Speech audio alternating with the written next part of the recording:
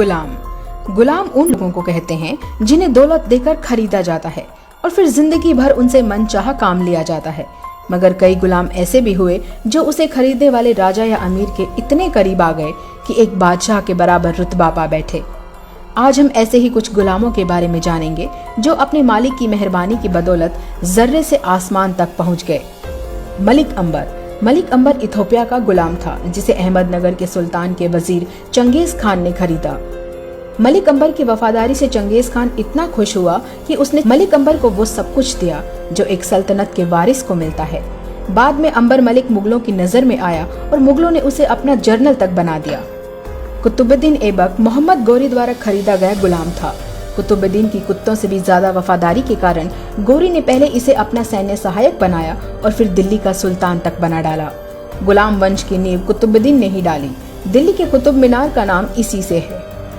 मलिक काफूर अलाउद्दीन खिलजी का गुलाम था। वो अलाउद्दीन खिलजी के इतना करीब था कि उसे देवगिरी का गवर्नर तक बना दिया गया था।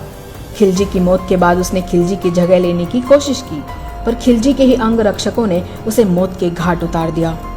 Vinayak Damodar Savarkar east India company यानी ब्रिटिश राज का गुलाम था।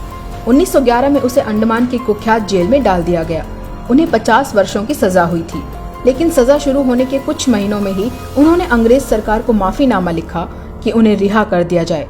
उन्होंने अंग्रेजों से यह वादा किया कि यदि मुझे छोड़ दिया जाए तो मैं भारत के स्वतंत्रता संग्राम से खुद को अलग कर लूंगा और ब्रिटिश सरकार के प्रति अपनी वफादारी निभाऊंगा। अंडमान जेल से छूटने के बाद उन्होंने यह वादा निभाया भी और जिंदगी भर अंग्रेजों के गुलाम मुखबिर बनकर रहे। और अब आते हैं आधुनिक भारत के सबसे ताजे और कुख्यात गुलाम यानी नरेंद्र मोदी की ओर। नरेंद्र मोदी हिंदुस्तान के सबसे बड़े पूंजीपतियों अडानी अंबानी के गुलाम हैं।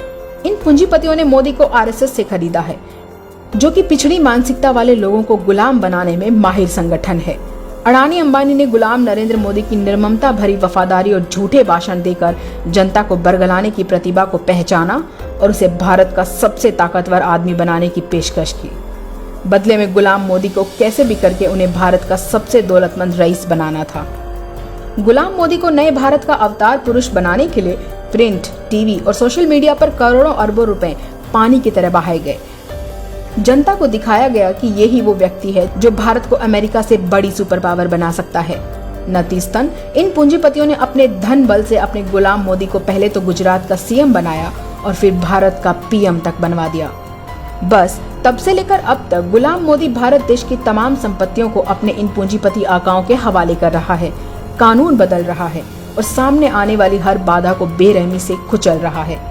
तो अब आप समझ ही गए होंगे कि देश क्यों बर्बाद हो रहा है, हम फिर से गुलामी के दलदल की ओर क्यों धकेले जा रहे हैं, क्यों देश की हर संपत्ति बेची जा रही है, क्योंकि देश पर एक राष्ट्रभक्त नहीं एक गुलाम राज कर रहा है।